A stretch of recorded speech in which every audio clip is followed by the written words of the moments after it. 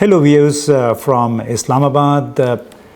Tensions between India and Pakistan are still running high. There is a lot of media hype, frenzy, calls for teaching Pakistan a lesson. Pakistan, on its part, has been demanding a proof of its possible involvement in the Pahalgam terrorist incident on April the 22nd.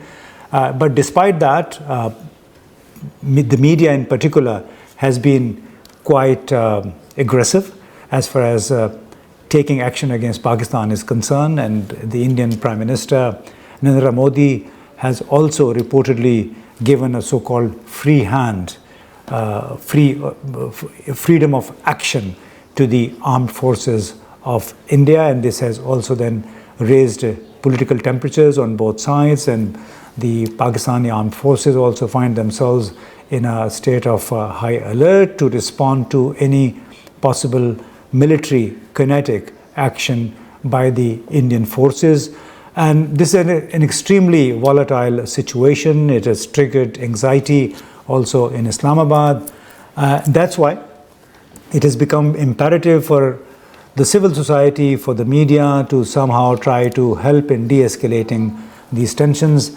That's why I decided to speak to Mr. O.P.Shah in New Delhi. He heads the Center for Peace and Prosperity and is greatly invested in the peace process. He's an ardent advocate of peace between India and Pakistan, because his primary belief is that whenever war breaks out, whenever tensions run high, then the ultimate sufferer, the victim, is not only the truth but also the teeming millions in both countries who live below the poverty line, who are working as bonded slaves, bonded labor in both countries. So this is what Mr. O.P.Shah believes, that in times of conflict, people, the poor people in both countries suffer.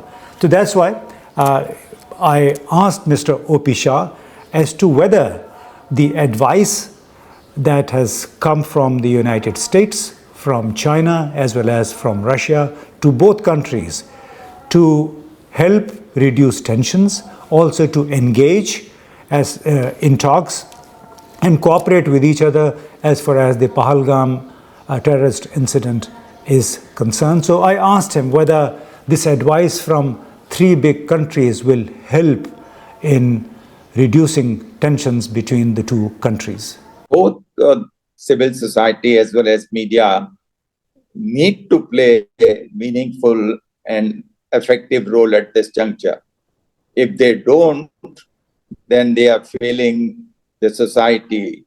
They owe to the people at large, and they must intervene meaningfully and effectively, not for their good, not for the benefit of their individual press or channel. But what they need to do is come out with specific solution and present to the government of the country and act in such a manner that the government is almost forced to listen to them. And they must take this message not only to the ruling party, but also to the opposition party. And once that is done, both media and the civil society, then we will be able to create a climate of trust and confidence in the subcontinent. And we will be able to solve what appears to be a very difficult problem. We can bring about changes in the subcontinent. People want peace, both in India and Pakistan. It's the leadership which has to assert and work in a direction which is good for the society at large. One question that arises out of the development within the last 36 hours or so is the advice and the appeal of restraint by three big countries, China, the United States of America, and Russia. So do you think these appeals can help in reducing tensions and can nudge leaders both in India and Pakistan into engagement, as has been advised by the Foreign Secretary of the United States, and also join hands in the investigation of the Pahalgam incident.